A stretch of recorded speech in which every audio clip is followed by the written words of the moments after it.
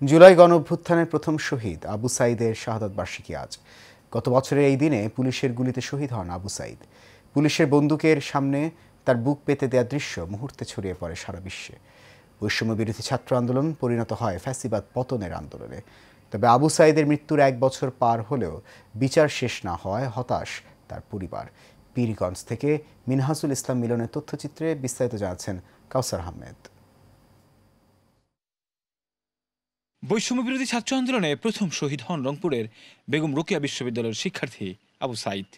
পুলিশের গুলির সামনে তার বুক চিতিয়ে দাঁড়িয়ে যাওয়ার সেই ভিডিও মুহূর্তেই ছড়িয়ে পড়ে পুরো বিশ্বে। দাবানলের মতো ছড়িয়ে পড়ে আন্দোলন। সেই আন্দোলনের ঢেউই ভেসে যায় ফ্যাসিস্ট আওয়ামী লীগ সরকার। দেশ ছেড়ে পালাতে বাধ্য হয় স্বৈরাচার শেখ হাসিনা। আবু সাঈদের আত্মত্যাগের বিনিময়ে যেন দেশের সব বৈষম্য দূর হয়, এমনটাই চাওয়া তার সহযোদ্ধাদের। আসলে শহীদ আবু সাঈদ যে কারণে জীবন দিয়েছিল, যে আত্মত্যাগ করেছে, আসলে আমরা সেটা এখনো পুরোপুরি পাইনি। আবু সাঈদের যে আত্মত্যাগ, এটাকে কোনোভাবেই ছোট করে দেখার নাই।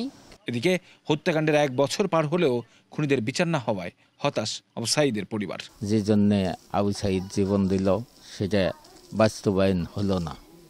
এখন যেন সরকার দ্রুত গতিতে বাস্তবায়ন করে এবং আবু সাঈদের হত্যাকারী যেন বিচার করে।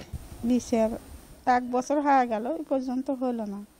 এখন তাই আমার ছেলে তাই সবাই জড়িত মারছে, তারা আমি বিচার চাই। এই কাজ চলমান শুধু 1 বছর ধরে, আজও এটাই শুনে আসছি। এ পর্যন্ত আমরা কোনো এর অগ্রগতি বা এইটা নিয়ে কোনো ভূমিকা আজ পর্যন্ত আমাদের চোখে ভাসেনি। যে বৈষম্যের জন্য প্রাণ দিয়েছিলেন আবু সাঈদ, তা নিরসন না হওয়ায় আক্ষেপ রয়ে গেছে তার পরিবারের। আমি বিচারটা দেখলে আমার। কাউসার আহমেদ, এশিয়ান টেলিভিশন।